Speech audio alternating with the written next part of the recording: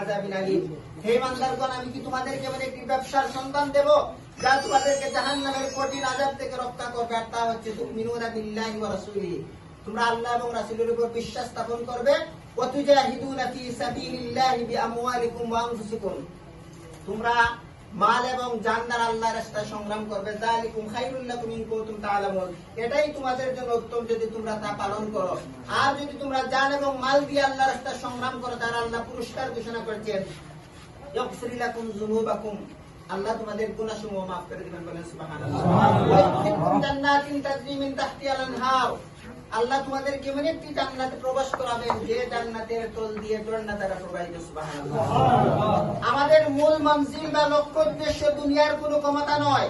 আমাদের দায়িত্ব হচ্ছে রাষ্ট্রীয়ভাবে ইসলাম প্রতিষ্ঠার জন্য প্রাণান্তকর প্রচেষ্টা চালিয়ে দেওয়া, আর ক্ষমতা দেওয়ার মালিক হচ্ছেন আল্লাহ।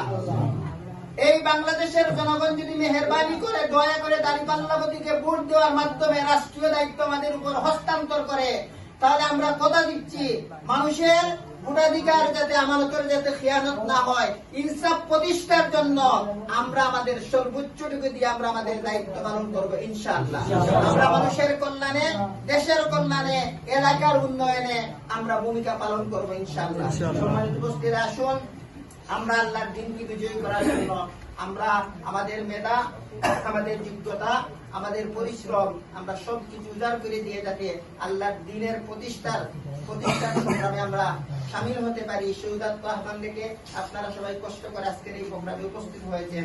সবাইকে বাংলাদেশ জামাত ইসলামী ছাত্র উপজেলা শাখার পক্ষ থেকে আন্তরিক মুবারকবাদ জানিয়ে আমি আমার কথা শেষ করছি। আসসালামু আলাইকুম ওয়া রাহমাতুল্লাহ।